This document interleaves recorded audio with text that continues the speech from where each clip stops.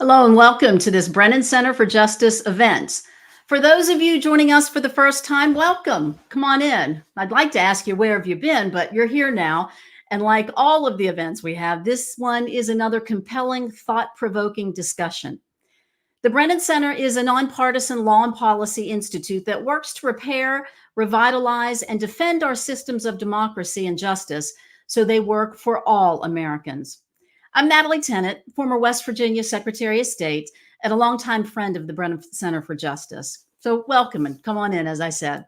Before we get started, there are just a few housekeeping notes that we want to talk about. As I said, the Brennan Center is a nonpartisan organization. Therefore, we cannot and do not support or oppose any candidate for office. We can, and today we will, vigorously debate the policies and positions that matter for our democracy. And civility is important to all of us. Those who post rude or intemperate language in our message streams here on YouTube and Facebook will be removed from the conversation. So we know that. We know better than that too, right? Heck, I might even disagree with our guest and have fun talking about it. We'll see. As we move along with questions, I invite you, the audience, to share any questions that you might have in our chat. And we will save time at the end for them if we haven't already discussed them during and address them during our discussion. We have live closed captioning. It is provided. And you can follow along in the conversation on social media with the hashtag Brennan Center Live. Now on to today's program. A party could win the presidency and control of both the House and the Senate without winning the majority of votes cast nationwide for any of those governmental branches. Our founders knowingly built this potential for minority rule into our system of government. Some would say it's a feature, not a bug. The 2020 attempt by an aggrieved minority to set aside the presidential vote has roots in this complicated and problematic transition. A new book, Minority Rule, here's what it looks like: the right-wing attack on the will of the people and the fight to resist it, details how the elements of our Constitution and political institutions were designed to protect those interests of an elite minority.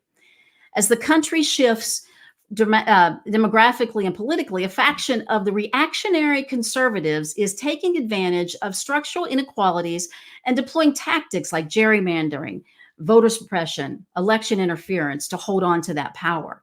And here to discuss how we reach this point and what can be done to push back against this anti-democracy movement is the author of Minority Rule, Ari Berman.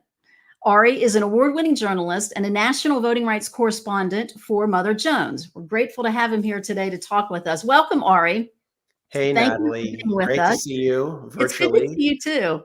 And thank you so much to the Brennan Center for hosting me. The Brennan Center has done such incredible work on democracy issues that have been so impactful to me as a journalist and a researcher. I quite literally couldn't do my job without the Brennan Center. So I'm really thrilled to do this work with all. I appreciate that. And I too have used a lot of the information when I was Secretary of State also. So we have a lot in common. I'm a former journalist. You're still working on it.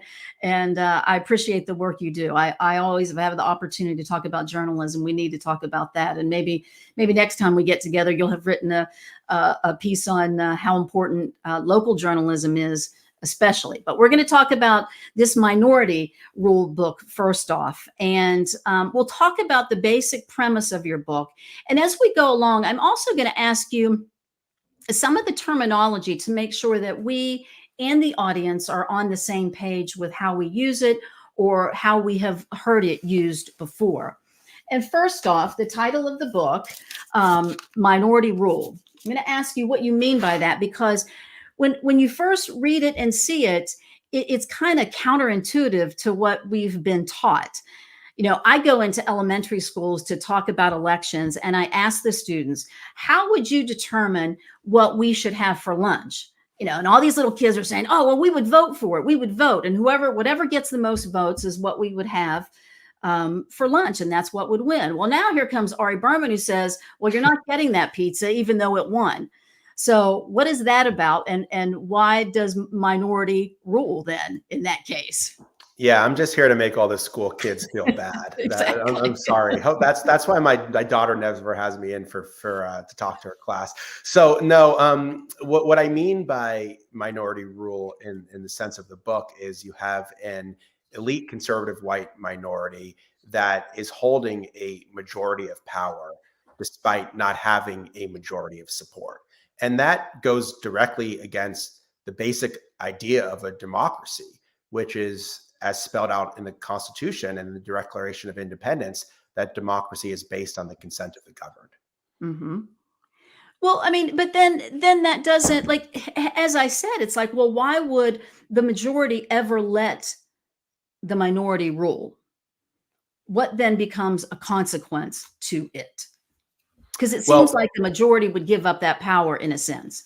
yeah, well, we'll talk about this, but the problem is that the majority hasn't had the power in this country since the inception. That minority rule is in many ways built into the founding of the country, but the consequences of minority rule, first in the abstract, it goes against the whole notion of being a democracy, but Mhm. in practice, what it means is that these broadly popular policies that a lot of people hold, people who want better schools, or they want reasonable gun control, or they want the voting rights or abortion rights to be protected. Those kind of things don't happen because the will of the majority isn't what actually rules. The minority rules, and therefore they block these popular policies and the will of the people from actually having their voices heard. How did we get to this? How did we get? I know you talk about it in the book, and that's what's so great about this book, The Minority Rule, The Right Wing Attack on the Will and the People, The Fight to Resist It, because you offer history, you offer recent history and the founding history as well in this book, and that's what you talk about. That it's like from the Constitution when we see it, and maybe you need to refresh some of how we got to it for folks in so-called compromises. Yeah, so I started with a current problem, Natalie, which is how did our political system become so undemocratic and dominated by things like voter suppression? And I wanted to go back and answer that question from the beginning. And so you have to go back all the way to the beginning, to the Constitution itself. And the founding fathers are always portrayed as these people with halos around their powdered wigs, right? Yeah, But yeah. they were motivated in many ways by self-interest, and they wanted to protect a very specific minority group, which was themselves, which was white male property owners, many of whom owned slaves. And they really weren't concerned with minority rights as we tend to think of them, which is historically disenfranchised communities. They really weren't really concerned about the rights of women or African Americans or Native Americans. They wanted to protect their own power. And when they wrote the Constitution, a lot of powerful minority factions were able to grab all of this power. And so you look at the House of Representatives, it was the only part of the government that was directly elected by the people. Senators were not directly elected by the people. The president was not directly elected by the people. The courts were not elected by the people. So the House was the only democratic part of the government. But the House was warped by the 3/5 clause, which said that enslaved people should be counted as 3/5 of people for purposes of representation, even if they were disenfranchised and enslaved, meaning that the southern states, the slave states, got many more seats in the House because of that. Then in the Senate, the small states basically rebelled. They said if they didn't have the same level of seats as the larger states, they would actually leave the Union. They might join France or England. Therefore, the Senate ended up as a body that had the same level of senators per state, no matter what the population was, which was directly against the views of some of the most prominent founders like James Madison. Then the Electoral College, which was meant to prevent the direct election of the president, because many of the founders didn't trust the people to elect the president. It was based on not just population, but representation in the House and the Senate, meaning that slave states in the House had more representation, the small states in the Senate had more representation. That meant that the slave states and the small states had more power to pick the president. And of course, the Supreme Court was chosen by senators who are not elected by the people and presidents who are not elected by the people. So you see from the very beginning, minority rule was embedded in lots of different branches of our government.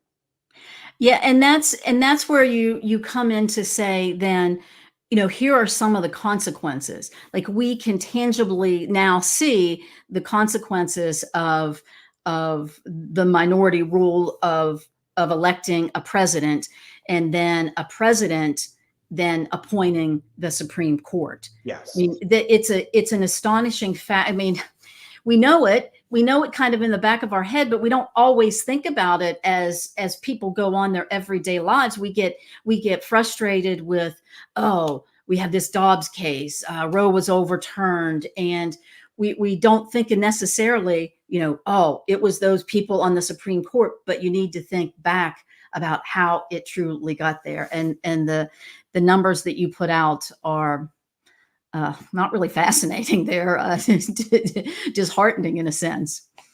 Well, that's right. So we have a system in which the president can lose the popular vote but win the electoral college. So the president can be a product of minority rule. We've routinely had senates in the last few decades where senators represent a minority of Americans but control a majority of seats. So the Senate then becomes a product of minority rule. And then, of course, the Supreme Court is a product of both of those institutions, how we elect presidents and how we choose senators. And so for the first time in American history, you have 5 of 6 conservative justices on the Supreme Court that were appointed by Republican presidents who lost the popular vote and confirmed by senators who were elected by a minority of Americans. And then, of course, the Supreme Court, through their actions, has deepened minority rule by making the country less democratic through things like gutting the Voting Rights Act, upholding racial gerrymandering, Citizens United. They've made the country less majoritarian by doing things like overturning Roe v. Wade that were opposed by a huge majority of Americans. And so, unfortunately, the undemocratic aspects of our political system interact in such a way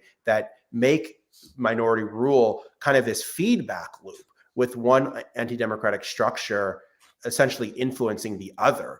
And that's why I think the problem that we face right now is much bigger than Donald Trump.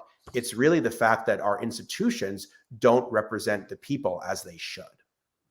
See, I think that is so, we need to be reminded about that, as I'm one who is, on the streets in a sense and out and about. And West Virginia is obviously one of those small states who has 2 senators who, we'll get to this probably a little later too, who that one senator, as we talk about filibuster, Joe Manchin, representing 1.7 million people in West Virginia, has more power than a senator representing 40 million people. I mean, that's where you can easily do the comparison with that. So we can. And Natalie, the interesting thing is that a lot of these problems have become worse. See, there's this fascinating dynamic where, in some sense, our structures have democratized a lot, right? Because all these people that didn't have the right to vote now have the right to vote, right? So in a lot of ways, we made a lot of progress. Senators are elected by the people right now. We have ways in which the system has democratized, but in some ways it's gotten worse. So when the decision was made, for example, to give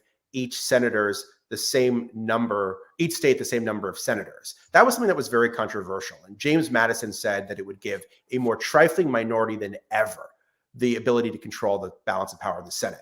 Well, but in 1790, the country's largest state, Virginia, had 13 times as many people as the country's smallest state, Delaware. Today, California, the largest state, has 68 times the population of the country's smallest state, Delaware. So James Madison was worried about minority rule back in 1790. That problem has gotten dramatically worse in 2024 as the gap between large and small states and red and blue states and the rural-urban divide has gotten larger. And that's my fear here, is that we think of our country as moving in a more democratic direction. And there's that famous quote that the arc of the moral universe is long, but it bends towards justice. But it's often the case that it bends towards justice, then it can snap back, or it never bends at all.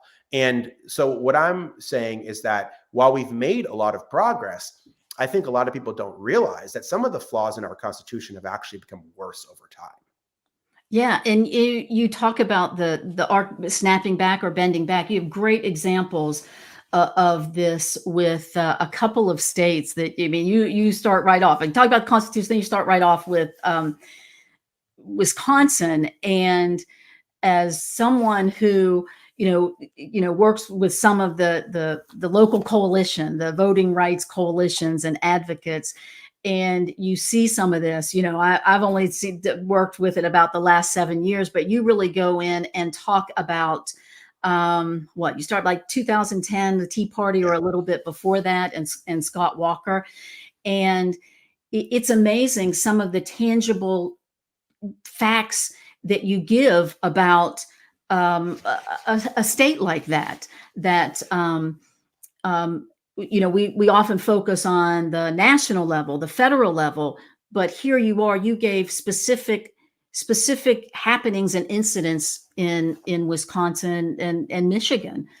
I mean, Wisconsin just became, it could go, so poorly, and how it went so poorly in Wisconsin, and maybe just bouncing back now. Talk a little bit about that. Yeah. So one of the major themes of my book is that the United States has historically been a laboratory for both oligarchy and democracy. It's not one or the other, it's both. That there's been this push and pull between democratic and anti-democratic forces throughout American history. And that has played out in really tangible ways at the state level in recent years, because you have places like Wisconsin that were once regarded as laboratories of democracy. Wisconsin was the state that gave rise to unemployment insurance, collective bargaining rights for unions, Social Security. It was in many ways a laboratory for democracy. But after Republicans took control of Wisconsin, after the 2010 election, which was the wave election in which they won control of so many key swing states throughout the country, they wanted to push it in a much different direction. And it became much more of a laboratory for oligarchy, doing things like extreme gerrymandering that locked in one-party control, making it harder for younger people and communities of color to be able to vote with new ID requirements and other barriers to voting, taking away collective bargaining rights for unions to take away the power of those that might challenge the rich and the powerful, doing things like flooding the system with dark money to try to take over the court. So Wisconsin really became a laboratory for how Republicans wanted to govern after the 2010 election. I think this is so significant because remember, Natalie, this followed the election of the first Black president. Right. And I think that was an electorate that was much more diverse and much more young, urban, progressive. And I think by changing the voting laws at the state level, the Republican Party wanted to manufacture an electorate that was older, whiter, and more conservative. And the Brennan Center began cataloging this after 2010. I began studying this after 2010. And I think so much of the radicalization against democracy that gave birth to Trump happened first at the state level. And I think if we had been paying closer attention to what was happening in Wisconsin and those similar states after 2010, we would not have been so surprised to see someone like Trump win the Republican nomination in 2016. That's interesting. I mean, what do you think was happening and why there wasn't as close attention? I mean, and forgive me if I don't, I know you've written a lot, what did you have a book about that? I was busy as Secretary of State trying to put in place the advancements that were coming along in elections and what would make it more accessible for people in West Virginia, for rural areas. So you're right. I wasn't paying much attention to Wisconsin. All I remember are the pictures of, flooding into the Capitol and the union members being members of the Capitol in the Capitol. But that's interesting. While we weren't paying as much attention and I was working on my aspect, they were continuing to make it this, and you call it a laboratory, either a laboratory of democracy or oligarchy. I mean, it's, I often think, is everything become an experiment or a try? But yes, it has. In a sense, it has, because we're even watching, 2020 to 2022 became a testing period for what might take place in 24. And even as election advocates and voting rights advocates, we're still paying attention to what's happening in the primaries of elections in 2024 to be ready for it in the general election. So go ahead, talk about that. I didn't mean to get off on a election administration. No. I know what you're saying, Natalie. I think, well, first off, there was an economic crisis, right? there was one party control of Washington. There were huge Democratic majorities in Washington. So all the focus was on that and big fights over things like healthcare. There was the rise of the Tea Party as a reaction to Obama's election and to some of the economic policies, first of Bush and then Obama, in terms of the bailouts and things like that. And I think people really weren't focused on what was happening at the state level. But I think the Republicans looked at Obama's election and said, we don't want this to become the new normal. We want this to become an aberration, as opposed to this becoming something that happens on a routine basis. Because remember, it wasn't just the election of the first Black president. Obama's coalition was called the Coalition of the Ascendant. It was the idea that young people, moderate whites, voters of color, this would be a new electorate that would push the country in a more moderate to progressive direction. And so the elements of the Republican Party wanted to fight a counter-revolution against this. And one of the major themes in my book is that often when there's moments of great progress, there's these significant backlashes against it. We see that during Reconstruction, for example, when after the Civil War, we elect the first Black office holders in the South, then there's a violent white backlash against it. After the Civil Rights Movement, when there's voting rights and things like that communities of color and African Americans can enjoy for the first time. And then there's a Southern strategy to try to move conservative whites against it. Then we saw that again after the election of the first Black president, that this is another moment of counter-revolution. And I think this begins to push American politics in a more radical, undemocratic direction. And I think starts to embolden the forces that later rally around Donald Trump. So why aren't we seeing that from the other side? Why are we seeing when we see positive reforms and positive steps being made?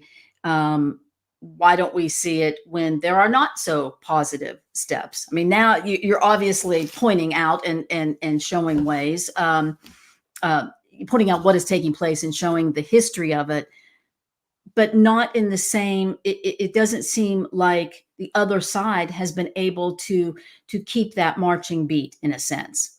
Like I mean, there's been, I think what's been interesting for me to watch as a journalist is there has been a steady erosion of democratic rights over the last decade, but there's also been a really robust emergence of a pro-democracy movement to push back against this. And you know this well from your work at the Brennan Center, but just take Wisconsin. I mean, the pendulum has swung dramatically in Wisconsin. There's a different governor now. There's a different state Supreme Court now.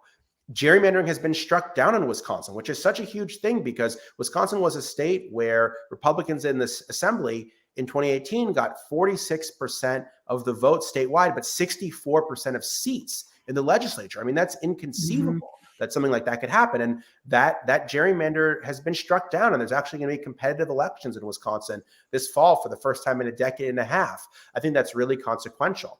I write a lot about Michigan in the book, another really pivotal swing state that had a seemingly rigged state government. And beginning in 2018, ordinary people began putting initiatives on the ballot to do things like ban partisan gerrymandering, to do things like making it easier to vote through policies like Election Day and automatic registration. And this has transformed the politics of Michigan. And what's really fascinating, Natalie, and you know this from being in West Virginia, is so often when things are viewed through a D versus R context, right, they become so politicized. But then you ask people directly, do you want to ban partisan gerrymandering? Do you want to make it easier to vote? And there's overwhelming support for those kind of policies. When they did those kind of things in Michigan, even though it was close to a 50-50 state, these initiatives passed with about 2/3 of the vote, meaning a lot of Republicans and a ton of independents also wanted to ban gerrymandering, also wanted to make it easier to vote. So if we could talk about things more in the context of whether it helps or hurts democracy and less in the context of whether it helps or hurts Democrats, I think we'd be in a much better place when it comes to our democracy writ large.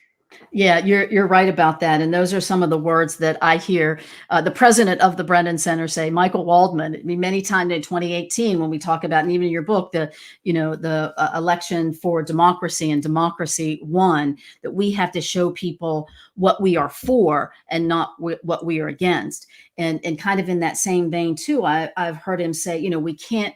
It took years and years to get the Voting Rights Act passed. And it's the same that we are seeing now with the Freedom to Vote Act or for the People Act. It died in 22, and there's still work being done on it now in hopes that something might happen in 2025. So you're right about that. And it is, and I think what I like about this book too, Ari, is that it's like you're reminding me of some of these things, and I think a lot of folks, a lot of people who are watching this, and we're getting some questions. Yes, would be reminded like, oh yeah, that's what happened in Michigan. And you said some numbers about Wisconsin. The same numbers hold true in Michigan. And from your book, I'll tell you, page 278 is one of my notes. And here's the book. They're going to put it up and tell people how to get it. But Republican state legislative candidates received 40% of the vote statewide, and controlled, though, 54%. So anyone listening, it's hard to throw out numbers, but that one's pretty easy to see that how was it so uneven? And with that, one of the other things that you reminded me of as I was reading, and I don't think that people, well, I can't speak for everyone, obviously, but I needed reminded about Flint. Yeah. And I mean, I'll let you talk about it since it is your book and you wrote it. But it's so fascinating how the governor of Michigan at the time, I think it's Rick Snyder, was able to make emergency appointments. And there were more emergency appointments in the Black communities than there were the white communities. And one of them was Flint. Exactly. So I think you talked about what are the consequences of minority rule. In Flint, Michigan, the water crisis in Flint, Michigan, one of the worst environmental disasters we've had in recent times, was a direct example of the consequences of minority rule, because Michigan had this ability to appoint emergency managers. And what was happening is the Republican officials in Michigan, who were largely white, like the governor, were appointing these emergency managers for these predominantly Black cities who would essentially control the city's finances. And this was viewed as something that was very undemocratic. And so what the voters of Michigan did was they actually repealed this emergency manager law in 2012. Then the state legislature stepped in, overturned the repeal of the emergency manager law, and basically made it impossible to overturn any laws the legislature had passed. Then it was after that the emergency manager was appointed for Flint, Michigan, switched the city's water supply, and then we got the contaminated water in Flint. And that made a lot of people really angry, and it activated one of the activists I talk about in the book, Katie Fahey, who worked for a recycling nonprofit. She was very much an everyday person. She got really mad about gerrymandering, and she said, what can I do to fix it? She quite literally Googled, how do you end gerrymandering in Michigan? Realized they were one of about 24 states that allowed citizen initiative ballot initiatives. Right. And she got together a group, started a whole new group, Voters Not Politicians. In 110 days, she got 400,000 signatures to put an initiative on the ballot to ban gerrymandering. And I think it was an example of, a lot of times, Natalie, as you know, these democratic issues can feel really abstract, gerrymandering. Right. But when you connect it to things that people really care about, clean water, clean air, people's right to control their own bodies, then it becomes a lot more concrete. And people can understand that a broken political system leads to broken outcomes more broadly. And so I think the crisis in Flint became a rallying cry of, we need to unrig this rigged system. And everyday people have the power to do it. And so I spent 200 plus pages writing about minority rule, but I wanted to make sure that people could come out of the book knowing there is something we can do about this problem. It's not unsolvable. There's interesting ideas out there. There's actually examples for how people have combated this, and very recently in very important states. Yeah, and I think that should give inspiration to some folks. But this one with the Michigan governor in 2012, when you talked about it was passed by the people, and then they overturned it. But when it was passed by the people, he said, we clearly heard, recognized, and respected the will of the voters.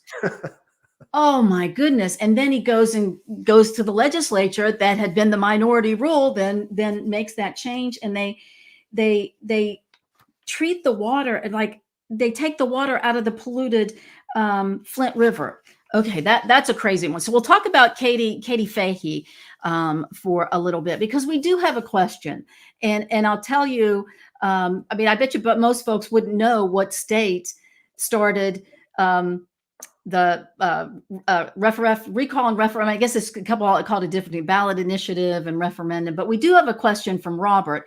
What can be done in states which do not have a referendum or initiative process? So Robert gets this. He's seen it from what has taken place when Katie Fahey wakes up on after an election, and it started in South Dakota. So. Yeah. This is where, it becomes difficult.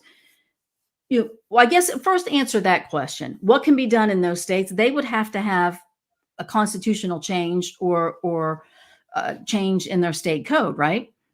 Yeah. And I mean, so there's a few different ways it can work. I mean, about 24 states have ballot initiatives in some form or another. So I think that's something that people are increasingly using. I think a lot of people didn't even realize in some cases that these tools existed, but we're seeing more and more policies get passed this way to try to circumvent legislatures or other people that are a product of minority rule. In places like that don't have it, there's other ways you have to create change. You have to elect different kind of people, for example. That's what happened in Wisconsin. Wisconsin doesn't have citizen initiative, citizen ballot initiatives either. So, and it seemed like the legislature could never be changed. But in Wisconsin, judges are elected, whether you like that or not, they are. And so what happened is over a course of years, people started putting energy who didn't like gerrymandering into changing the courts. So you could get a majority on the courts who could then strike down partisan gerrymandering. They also elected different kind of people. They elected a different governor to replace Scott Walker. So after the courts struck down partisan gerrymandering in Wisconsin, the Republican legislature and the Democratic governor actually passed the governor's maps. And this was incredible for someone who's watched gerrymandering for so long to see the Republican legislature actually say, we're going to pass the governor's maps because we're afraid the courts might put in place a map that's even worse for Republicans. I think was an example of how you can elect different kind of people to put checks on these institutions that seem to never change. So I would say referendums and initiatives are only one way to change the process. I think changing office holders is really important. And then, but you have to build movements behind these kind of things. Yes. So if you don't build movements to try to get these kind of policy changes, then even people who get in there won't make this a top priority. But what we've seen in states where people are elected because of their support for voting rights, because they ran against gerrymandering, then they get in there and they want to actually do something about this problem. Yeah, I mean, those are good points too, because I often think about election officials, they're in West Virginia, and even when I talk to election officials around the country and in other states, and they're like, oh, thank goodness we don't have referendum and reform. And it's not because they don't want to hear from their voters, it's because it's more work and they don't have the resources and the funding to be able to do that, which then, then I would stand up and say, well, this is why we need Congress to fund more than $55 million in elections this year. And that's what, I mean, there's no one, and I hope folks listening here don't think that there's not one answer that you're going to be able to give that's going to make all of this go away. The same goes with elections. There's not one way to vote. There's not one way to get registered to vote. And it all works together with, local election officials need more funding. Congress, it's your turn now to put it up. So that becomes some of the concerns with election officials, and we could go on and on about the security and the threats and things like that. But those are good. You asked Robert's question.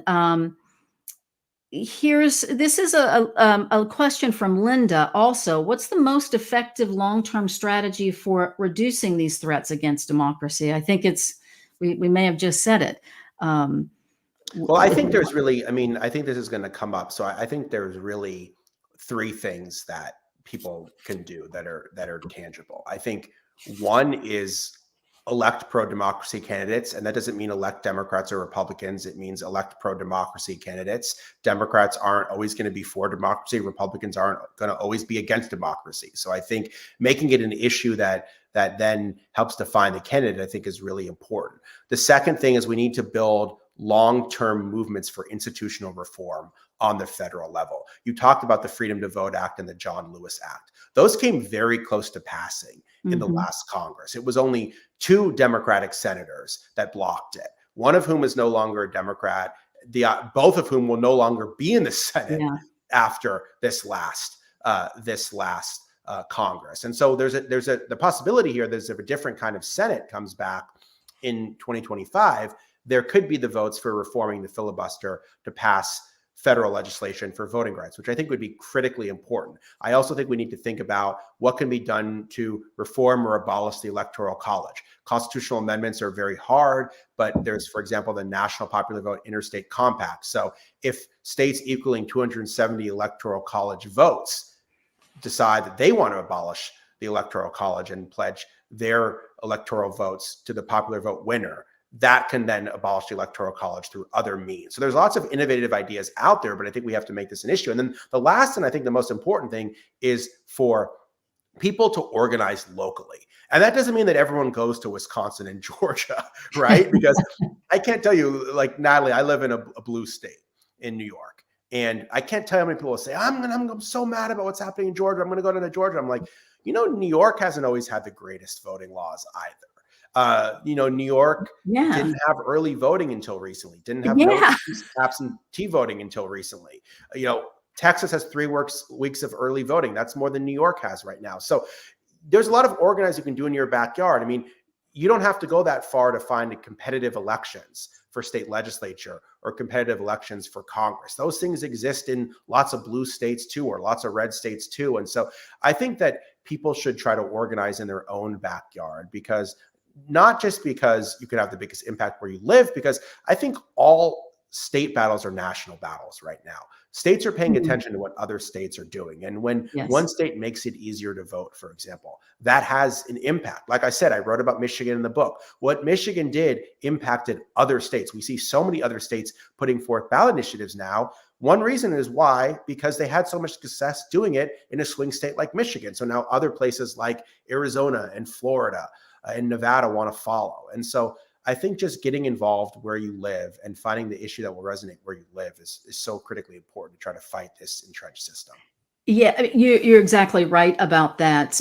Those are fascinating results from Michigan, and it helped to lift up and Michigan, and there's even, I've heard, not just Michigan, Wisconsin, as we've talked about, to help with the other states. And it certainly gave strength to Jocelyn Benson, the Secretary of State, the governor, and the Attorney General in Michigan to hold on and stay strong after that 2020 election. And back to a point that you made about the 3 various things that folks can do: elect pro-democracy candidates or find pro-democracy candidates.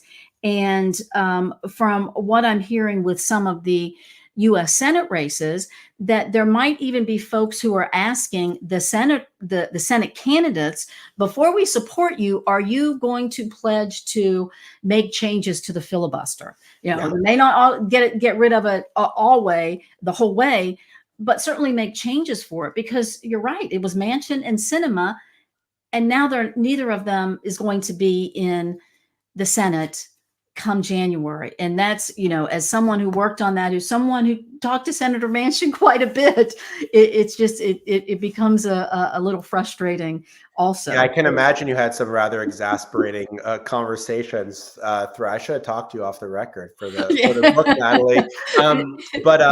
But it is remarkable, because what the filibuster does is it takes an inherently undemocratic institution, which is the structure of the U.S. Senate, and makes it even more undemocratic, because you can have, in the last Congress, you had 41 Republican senators representing just 21% of Americans who were blocking policies that were supported by 70% of Americans, 80% of Americans, on things like voting and abortion and gun control. And, it was amazing, not to single out Senator Manchin, but, he had a sign on the Senate floor during the debate over the Freedom to Vote Act that said, the filibuster has been in the Constitution for 232 years. The filibuster's not in the Constitution. It's not even in there. It's an accident of history. It was invoked because Senate wanted to close debate on something. They couldn't figure it out. James Madison actually said that he only wanted a supermajority in very limited circumstances. And if a supermajority was applied to all legislation, which is basically what happens in the Senate today, it would invert the purpose of a democracy, that instead of the majority ruling, the minority was ruling. So I think, not to single out Manchin, but a lot of people have distorted the Constitution and the history of the founding and put things in there that aren't actually there. And that's why I think that we need both a more realistic view of the Constitution with all of its flaws, but we also need to say, like, the system doesn't have to exist the way it exists. It can exist differently. Things like the filibuster that aren't even the Constitution, they can be changed, and they should be changed to push the country in a more democratic direction. Yeah, I mean, it all works together. And part that frustrated me, because I saw that too, and I remember seeing local media, and remember, all transparency, I was a local television reporter, and I know where they're coming from, that, you're a generalized reporter, you don't have enough time, you're not paid as much, there's not as much, but that's where we need local journalism also to say, Senator Manchin, that poster you had was not correct. But it is different because Senator Manchin, he is so connected to the people of West Virginia. He's a nice guy to you. He will come up to you. You know about him. He knows about you. That's why I want him to go into one of these classrooms where they're voting on pizza for lunch, and him tell them, well, no, you're not going to get the pizza now, even though 51 of you voted on it, 51% voted on it, because I'm filibustering it. So if he could explain that to elementary school kids, then he can explain it to the rest of us. Well, and Nat, I know we have to start the Q&A in a second, but the same thing, I tried to explain the Electoral College to my 9-year-old daughter, and she couldn't believe it. I mean, she's really into sports, and she watches basketball, and she understands the team that gets the most points wins the game. And so it just, I mean, listen, if it doesn't pass the 9-year-old test, I don't think it should be the way that we elect the most powerful figure in the land in what is supposedly the world's greatest democracy. I mean, I think if it defies that level of common sense, then I think it's maybe time to think about a different kind of system. Yeah, and that's what I think of too. I go into these schools and I think, how much are the students impacted by what they might be hearing there? Nope. They're straight down democracy. We got to vote or win, and I'm trying to play off of it like, no, that one's not going to win. Pizza's not going to win. We're going to have chicken instead. That they get it. They get democracy. They get winning and losing and scoring the points. So yeah, we do have some questions now, and we've hit on some of them. And I will talk to you about, let's go to the Electoral College, where you've kind of mentioned it. We know how it is a minority rule when you say that 6 of the 9 Supreme Court justices were appointed by, or maybe 5 of 6 Supreme Court justices were appointed by presidents who did not have the majority population. Roy is asking, and this happened maybe back in April, when there was this thought that Nebraska was not going to split up their electoral votes, and that Maine then might have to make some shifting on that. Should states split up their electoral votes? Well, there's some debate about this. I mean, the thing that would make me nervous is if let's say they split it up based on congressional districts. Well, what if those congressional districts are gerrymandered, like they are in a lot of places? There you go. Then you're further gerrymandering the Electoral College. So that's my problem with that. I mean, just to critique the Electoral College quickly, I think it's problematic for 3 reasons. One, it's inherently defies common sense and is inherently undemocratic, as we talked about. Secondly, it shuts out about 80% of Americans from having a vote that actually matters in presidential elections. So that's the thing. When you poll Americans, 80% of Americans don't like it because 80% of Americans don't matter. So if you're a Republican in California, your vote doesn't matter either in the Electoral College. So it's not inherently blue or red. It's just it just prioritizes a small handful of swing states, and it makes it really hard to convince people that their vote matters when in most states, the vote for the most powerful person in the country doesn't actually matter. And so that's, I think, one of the ultimate voter suppression tactics we have is the fact that all votes don't count equally. And then it leads to more anti-democratic outcomes. Donald Trump lost the popular vote by 7 million in 2020, but he only lost the Electoral College by 44,000 votes. So he could conceivably try to flip 44,000 votes. He never could have tried to flip 7 million votes. So he never could have tried to overturn the election. And he never would have been able to incite the insurrection if we had a system in which every vote counted equally. And I don't think that's something that people talk about enough. Yeah, that's that's well, I mean, and those are other discussions too, that we all work on. Let me see. That was our electoral college round, and let's talk with S. What do you do when a state legislature with a supermajority trifecta simply refuses to act on pro-democracy measures passed by a referendum? Well, we kind of saw that in Michigan, I guess. Yes, especially when the But we've courts seen are that in states that have passed referendum and then the legislature has just overrode them, right. basically, which we've seen that in a number of states. The Brennan Center has cataloged this, but it's happened in places like Arkansas. They tried to do it in Ohio recently. That basically the voters do something the legislature doesn't like and they refuse to do it. I mean, it's a big problem. I would say one of the things that I think needs to happen in general is there needs to be more of a focus on the courts. Someone says, especially when the courts are increasingly conservative. Mhm. The interesting thing, though, is that state courts are a lot different than the U.S. Supreme Court. And this is something that I've looked at increasingly, is that in many states, there are term limits for state Supreme Courts. In many states, they're elected. In many states, there's mandatory retirement ages, meaning that state courts change in a way that the U.S. Supreme Court doesn't tend to change all that much. And so I think that that's an interesting thing is if you can't change the legislature, can you change another body? That was the Wisconsin thing, right? We can't vote out the Republican controlled legislature. So what can we change? Well, they could change the governor's office. They could change the attorney general's office. They could change the secretary of state's office. They could change the courts. So there's always something you can change. Even if one institution is not responsive to the public, there's always another institution that can be more responsive. Yeah, very, very good points made there. Let me go to this direction. You kind of mentioned it after President Obama was elected. Do you think that the anti-democracy movement is connected to racism? Oh, yeah, absolutely. Yeah. I mean, I talk about in my book that in the 1990s, conservatives started talking about the country becoming majority minority, meaning that white people would one day be the minority. And I talk about Pat Buchanan, the conservative commentator, and basically he said, this is going to make the Republican Party extinct because the Republican Party is so reliant on white voters that once white voters become the minority, they won't have any electoral power. Now, I think that's an overstatement to say that. But the point is that there was a fear of how the country was changing and the changing demographics of the country. That was all the way back in the 90s. Yeah. And then I think the election of the first Black president just crystallized that this majority minority future is coming sooner rather than later. And it's already leading to these major shifts in political power.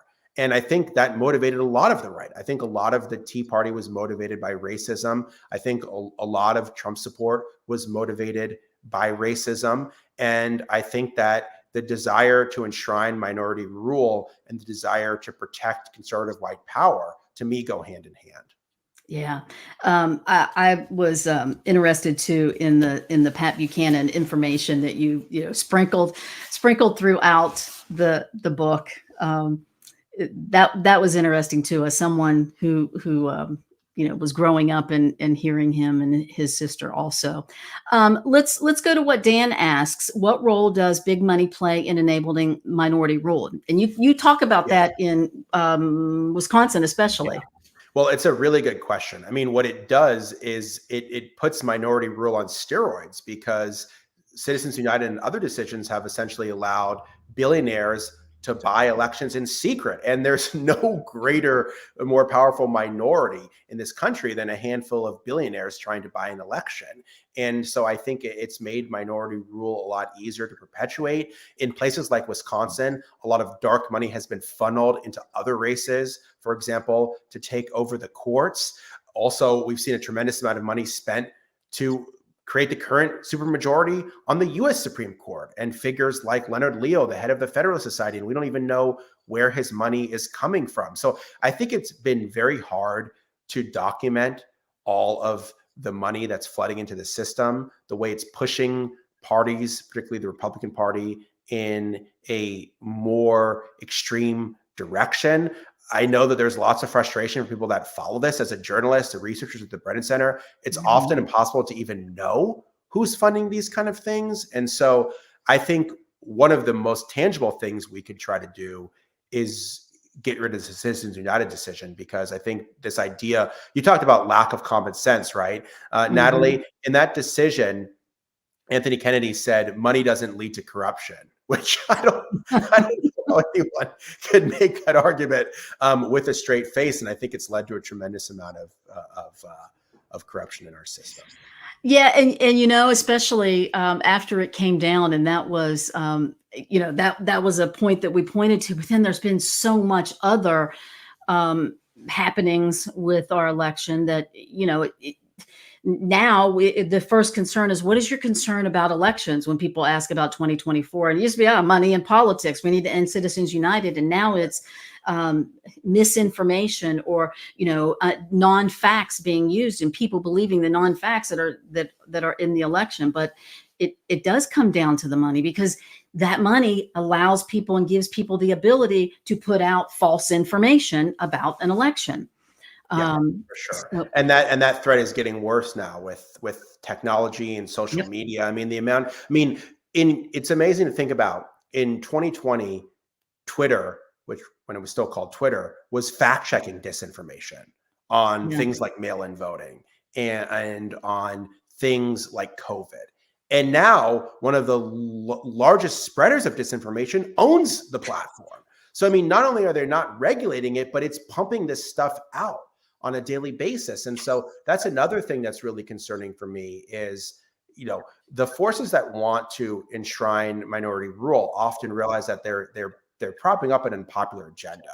And so if they flood the zone with misinformation and disinformation, it then makes it easier for that unpopular agenda to somehow be palatable, or for people not even to know about it. Yeah. So that's some of the barriers then to the meaningful democracy reform that people are striving for.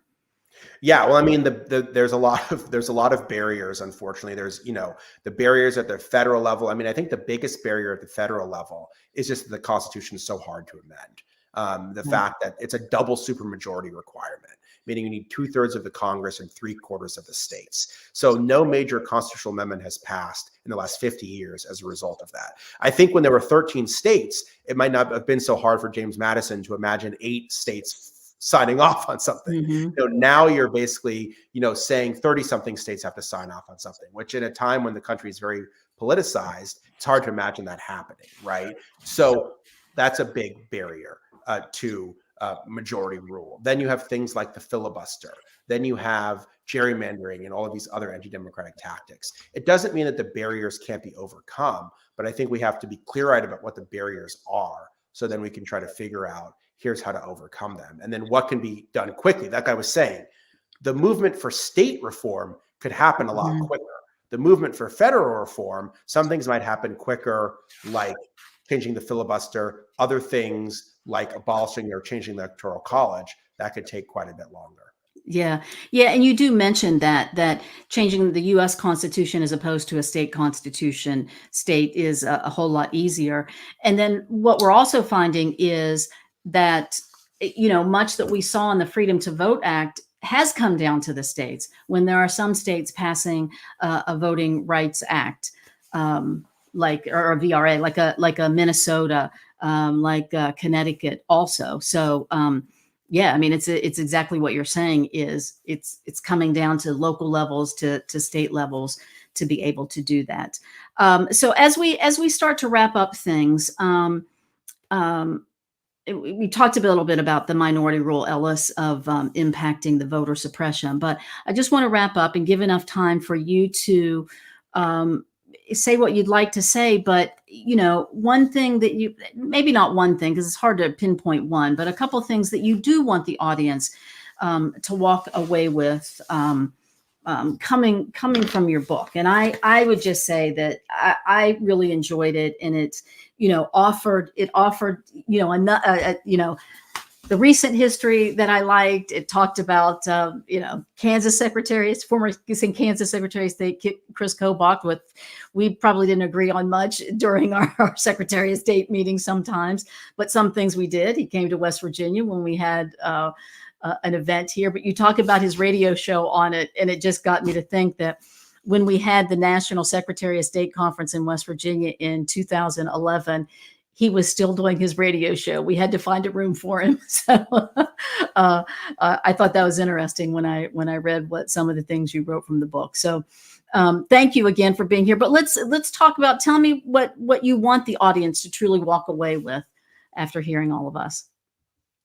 Well, what I really want people to understand is that the crisis facing American democracy is much bigger and deeper than Donald Trump, that it goes all the way back to the country's founding, and that if people want to defeat Trump or defeat Trumpism, we have to be able to reform a broken system first. And that if we have a rigged democracy, that leads to a rigged politics. And so what I really want people to take away is that democracy affects all other issues. That if you care about gun control or clean air or a woman's right to choose, if our democracy is compromised, that makes all the other issues harder to solve. And so I hope that democracy is at the center of everyone's work, no matter what it is,